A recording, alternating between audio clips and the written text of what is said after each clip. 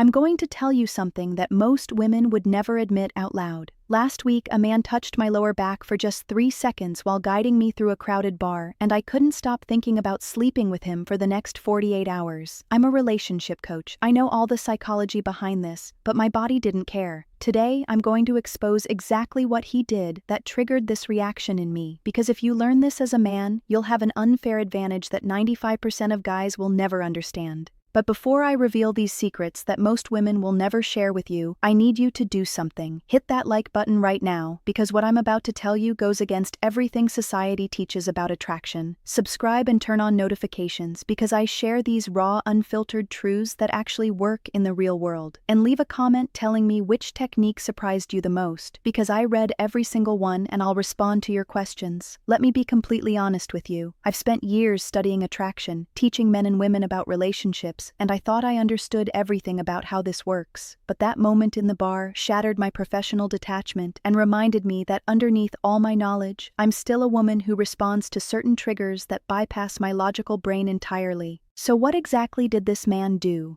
It wasn't just the touch itself, it was everything surrounding it. Let me paint the full picture for you, because the details matter more than you realize. I was standing near the entrance with 2 friends, trying to decide where to sit. The place was packed, music was loud, and there was that chaotic energy that makes conversation difficult. He appeared beside me, not in front of me like most men do when they're trying to get attention. He positioned himself at my side, close enough that I could feel his presence, but not so close that I felt crowded. Then came the moment that changed everything. He leaned in slightly, his mouth near my ear so I could hear him over the noise, and said in this calm, unhurried voice, "There's a table opening up in the back. Follow me." As he said this, his hand made contact with my lower back, just below my shoulder blades, but above the curve of my waist.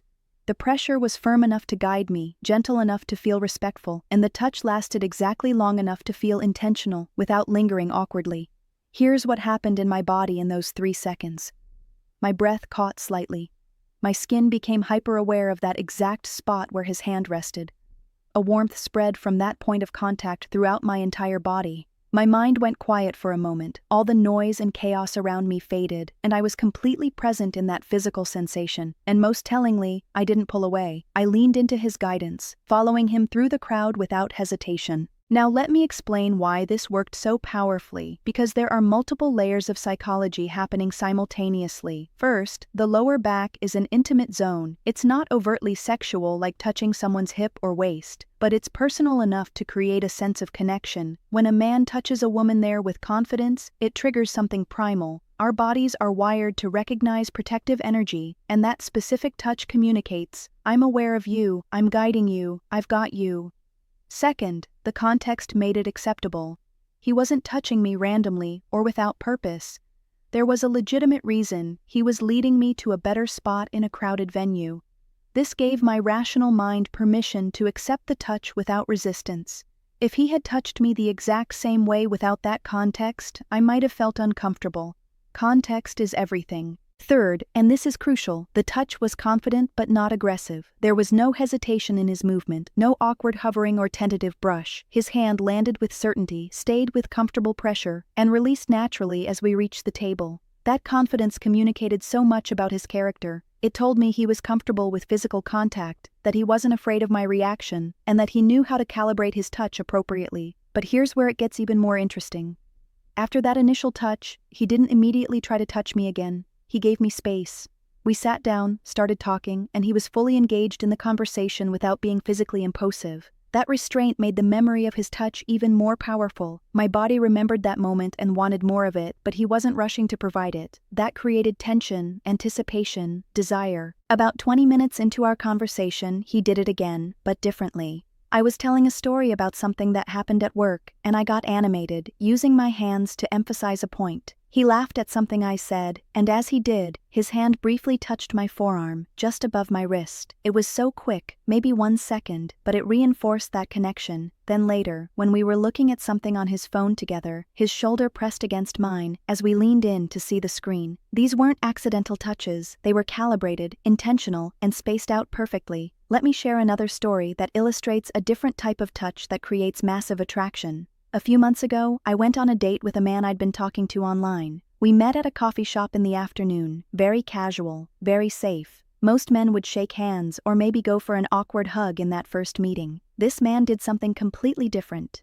When I arrived, he was already there, standing near the entrance. As I walked up, he smiled, maintained strong eye contact, and then slowly, deliberately, he reached out and gently touched my upper arm, just below my shoulder. Not a grab, not a pat, just a warm, brief connection. As he did this, he said, "It's really good to finally meet you in person." The touch lasted maybe 2 seconds, but it immediately broke the ice. It established physical comfort right from the start, without being too forward or inappropriate for a first meeting. Throughout that date, he used touch sparingly but powerfully. When we were walking from the coffee shop to a nearby park, he placed his hand on my lower back again as we crossed the street, exactly like the bar guy had done. That protective gesture made me feel cared for. Later, when we sat on a bench talking, he angled his body toward mine, and at one point, when I said something he found particularly interesting, he leaned forward slightly, and his knee touched mine. He didn't pull away immediately. He let the contact remain for several seconds while maintaining eye contact and continuing the conversation. Here's what women won't tell you directly, but I will. We notice every single one of these touches. We feel them, we remember them, and we interpret them as signals of your confidence and interest. When a man touches with intention, calibration, and awareness, it communicates that he's comfortable in his masculinity. It shows he's not afraid of potential rejection. It demonstrates social intelligence and emotional attunement. But there's a dark side to this that I need to warn you about, because understanding what works also means understanding what absolutely destroys attraction. I've experienced touches from men that made my skin crawl, that made me immediately want to leave, that killed any possibility of attraction. Let me describe these so you never make these mistakes. The worst is the hovering, uncertain touch. This is when a man's hand approaches tentatively, barely makes contact, and then quickly retreats as if he's been burned. This communicates pure insecurity. It tells me he's afraid of my reaction, that he doesn't believe he has the right to touch me, and that he's testing the waters, hoping I'll give him permission. This kills attraction instantly because confidence is the foundation of desire. Another massive mistake is the grabby, aggressive touch. Some men think they need to be physically dominant to show masculinity, so they grab, squeeze, or hold too tightly. This isn't strength, it's compensation for insecurity. A truly confident man doesn't need to prove his physical power through his grip. His touch is firm but never harsh, strong but always respectful. Then there's the constant, needy touch. I once went on a date with a man who touched me every 30 seconds. My arm, my shoulder, my back, my hand. It felt suffocating. Touch loses its power when it becomes excessive. The magic is in the spacing, in the anticipation between touches. When every moment involves physical contact, nothing feels special anymore. The context inappropriate touch is another disaster. Touching someone's thigh on a first date, reaching for their hand too early, or going for intimate zones before establishing comfort, these moves broadcast social incompetence. You have to earn the right to more intimate touch through building connection first. Now let me tell you about the psychology of why touch works so powerfully on women. Our skin is covered with touch receptors, and the density of these receptors varies across different body parts. Areas like the lower back, forearms, and neck have high concentrations of these receptors, which is why touch in these zones feels more intense and memorable. When you touch these areas with intention, you're literally activating our nervous system in a way that creates physiological arousal. There's also something called the mere touch effect in psychology. This principle shows that appropriate touch increases compliance, trust, and positive feelings toward the person initiating contact. Studies have demonstrated that people are more likely to help someone, trust them, and feel positively about them after even brief, appropriate physical contact. This isn't manipulation when done with genuine intent, it's human connection. Touch also releases oxytocin, often called the bonding hormone. When someone we're attracted to touches us in a way that feels safe and pleasant, our body floods with oxytocin, which creates feelings of trust, connection, and emotional closeness. This is why a well-calibrated touch can accelerate intimacy faster than hours of conversation alone. Let me share one more personal example that demonstrates the power of progressive touch. I was at a friend's dinner party, seated next to a man I found intellectually interesting but hadn't felt any physical chemistry with. We were deep in conversation about travel, sharing stories about places we'd been. As I was describing a particularly stunning sunset I'd witnessed in Santorini, I closed my eyes for a moment, lost in the memory. When I opened them, he was looking at me with this slight smile. Then he did something unexpected. He slowly reached over and gently tucked a strand of hair behind my ear that had fallen forward. The touch was so gentle, his fingers barely grazing my temple and the edge of my ear, but it sent electricity through my entire body. It was intimate without being invasive, caring without being presumptuous. In that single gesture, the entire energy between us shifted. Suddenly, I was acutely aware of his physical presence, his scent, the warmth of his body next to mine. What made this touch so effective? Timing and observation. He noticed something, that strand of hair, and he acted on an authentic impulse to fix it. It didn't feel rehearsed or strategic. It felt natural, caring, and confident. That authenticity is what made it so powerful. Later that evening, as the party was winding down and people were saying their goodbyes, he helped me with my coat. As he held it up for me to slip my arms into the sleeves, his hands briefly rested on my shoulders. Again, just a moment, but that contact reinforced the connection we'd been building all evening. By the time I left, I was completely attracted to someone I'd initially felt neutral about, all because of strategic, well-calibrated touch combined with genuine connection. Now I need to address something important. Everything I'm sharing with you works, but it only works when it comes from a place of authentic confidence and respect. If you try to use these techniques manipulatively, women will sense it. We have incredibly accurate intuition for detecting inauthenticity. The touch has to be an extension of your genuine confidence and interest, not a calculated move you're deploying to get a result. This means you need to work on yourself first. Build genuine confidence through competence in your life. Develop social awareness by paying attention to people's responses to you. Practice self-control and emotional regulation so your touches come from calmness rather than neediness.